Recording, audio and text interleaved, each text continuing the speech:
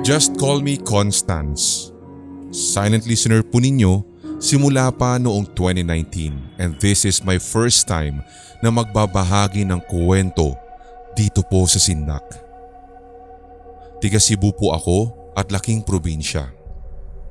Hindi naman po sigurado lingid sa kaalaman ng inyong mga tigapakinig na kapag ikaw ay laki sa probinsya, marami kang nadidinig na mga kwento patungkol sa mga aswang at mga bagay na hindi po nakikita ng mga pangkaraniwang mata ng mga tao. Nung nagbibinata na ako, kinuha ako ng nanay at tatay ko patungo dito sa probinsya para manirahan sa syudad.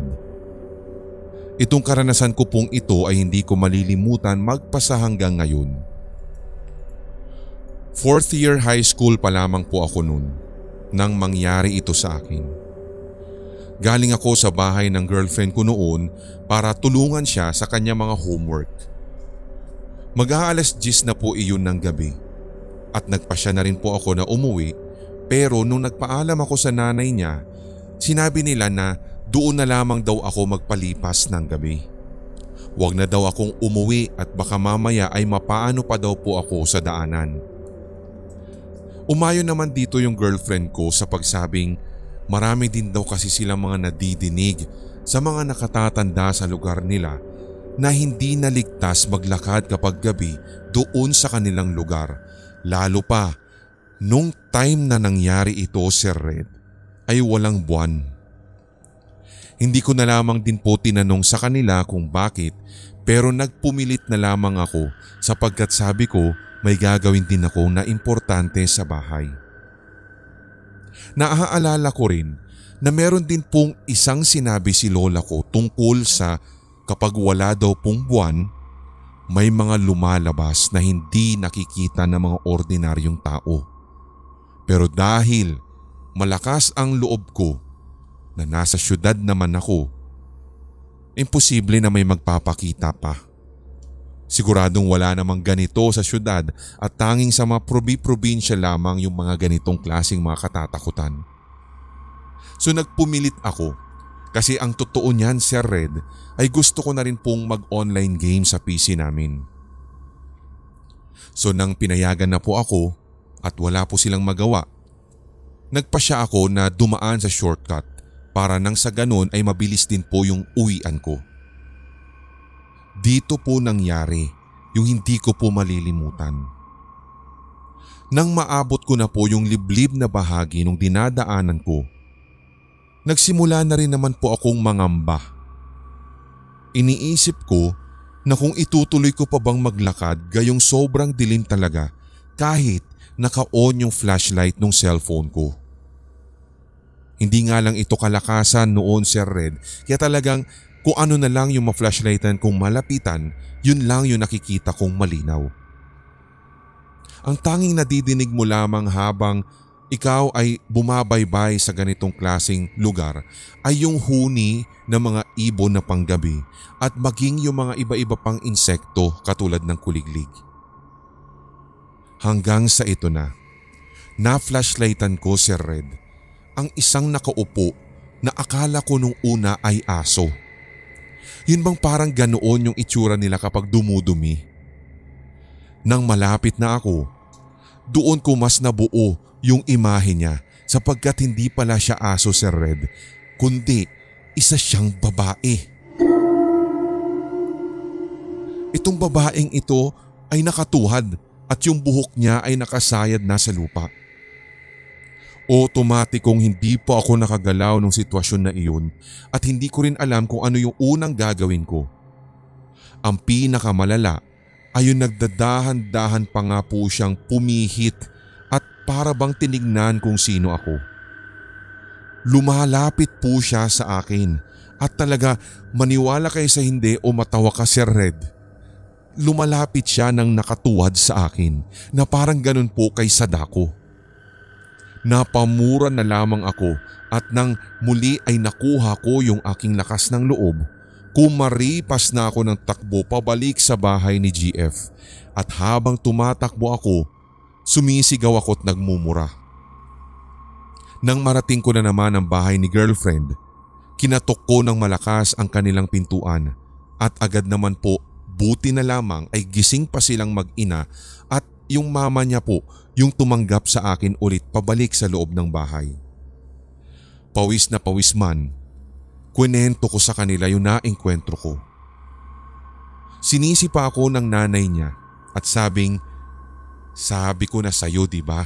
Dito ka na dapat nagpalipas ng gabi. Ayaw mo kasing maniwala, kaya ayan tuloy. Nakaengkwentro ka ng aswang.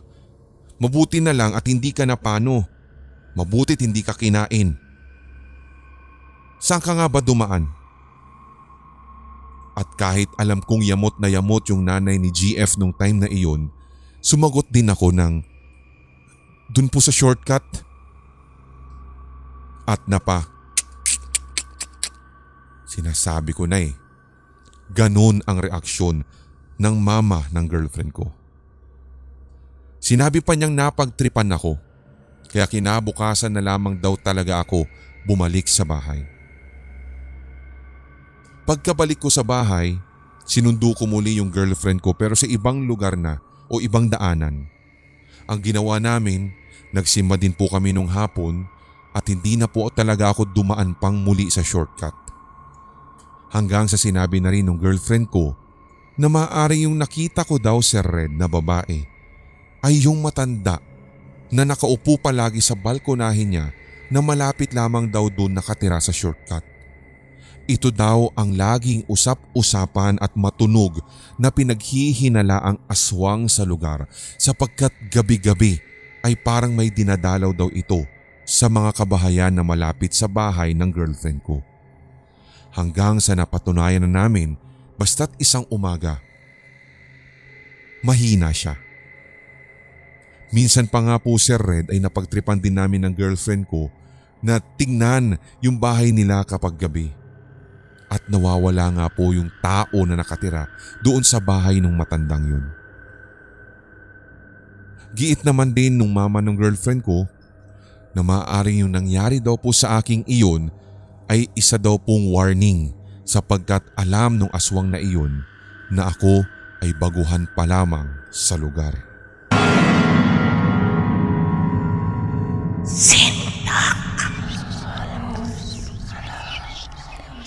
Tawagin niyo na lamang po ko sa pangalang Chen. Simulan ko lamang po yung kwento ko. Ito ay ang karanasan ko way back 2006 nang ako po ay grade 5. Nung time na iyon Sir Red ay umuwi kami sa probinsya ng stepmother ko. Napagdesisyonan daw po kasi ni na mama, ang tawag ko sa stepmother ko at ni papa na doon na lamang daw muna kami tumira. Para nang sa ganun daw po ay makatipid at nang magkaroon daw po ng sapat pa silang budget para sa ipinapatayo po namin na sariling bahay.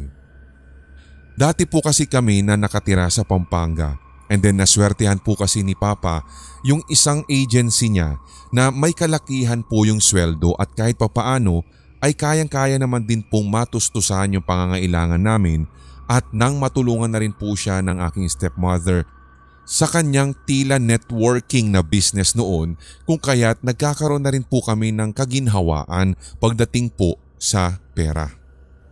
So nung umuwi na po kami sa probinsya sa Negros, hinatid kami ni Papa at 2 weeks lamang po siya doon and then dahil sa hindi po niya maiwanan at ayaw din niyang mag-absent sa kanyang bagong trabaho ay bumalik din po siya agad.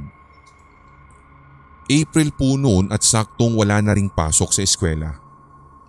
Nung nandun na rin po kami, yun na rin po yung time na pinasimulan na ipagawa yung bahay naming sarili. Nagpatayo din po muna kami ng isang maliit at pansamantalang tirahan doon sa lupa ng mama ko. Meron po kasi silang lupa na pinaghati-hatian nilang magkakapatid. So nung time na rin na yun, naghanap na rin po kami ng malapit na eskwelahan doon sa mismong bagong tirahan naming pansamantala. So fast forward. Nung nagpasukan na nga po Sir Red, maaga kaming nagigising nung bunsong kapatid ni Mama na halos kaedaran ko lamang. Mas gusto din po kasi naming maglakad-lakad noon papunta sa aming eskwelahan at pauwi galing doon dahil talagang parang exercise na rin kung tutuusin.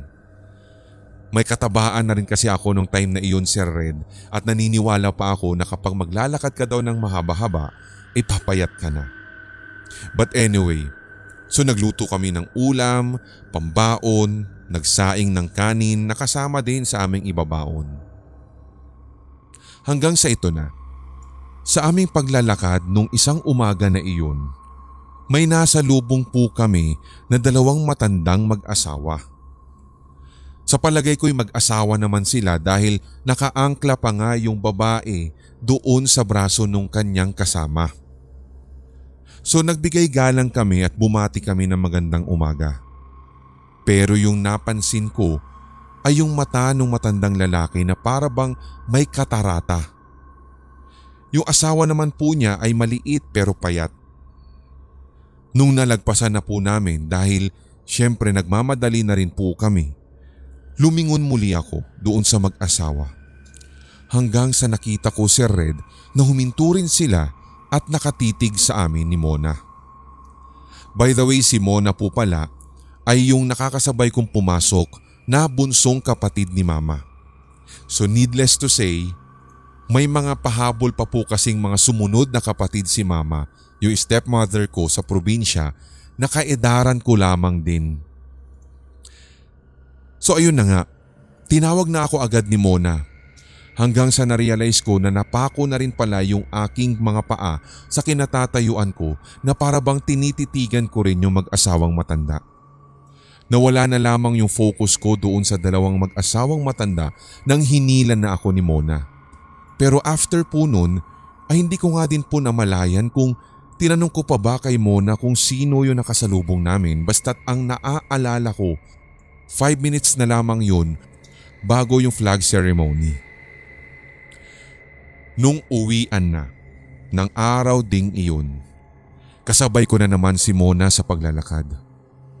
Maniwala man kayo sa hindi, muli na naman po naming nakasalubungan yung matatanda. So tulad kanina ay binati po namin sila ng magandang hapon. Pero ang ipinagtataka ko ay kung bakit lagi nga po silang nakatitig sa akin. Pero hindi tulad po kaninang umaga na nakipagtitigan ako na animoy na-hypnotize. Nung hapon na pauwi na kami, ay inalis ko po agad yung pagkakatitig ko rin sa kanila at nagpatuloy na kami ni Mona sa paglalakad pauwi. Kinagabihan, nilagnat po ako. Hindi na rin ako nakapasok kinabukasan. Since nasa probinsya kami, ang tanging tinatawag po nila na manggagamot ay yung nagtatawas. Ang sabi ng stepmother ko, baka daw nakita ko yung dalawang matanda na matagal na pong pinag-uusapan na tik-tik sa lugar. Binigyan ako ng luya tapos hinipan yung bunbunan ko at sa ganitong paraan ng panggagamot po ng albularyo sa akin ay umokay naman yung pakiramdam ko after po. Ang sabi ng albularyo, natalo daw ako ng dungan. At kapag nagtuloy-tuloy daw ito, baka daw kunin daw nila ako. Ang isa pa, meron daw po pala silang parang tali o attachment na ikinabit sa aking uniforme na hindi ko namamalayan at ito daw po yung nagsisilbi daw po nilang parang GPS kumbaga para malaman kung saan ako umuuwi. At yun daw ang naging dahilan kung bakit nasundan nila ako at para nga daw po akong nabati. Mabuti na lamang ay naagapan daw ito at nung tinanong ko nga po ang stepmother ko sa kung bakit ako at hindi si Mona na mas nakababata ang pinagtripan ng mga tiktik, ang sagot niya sa akin, si Mona daw po kasi ay matagal na sa lugar at ako ay baguhan pa lamang.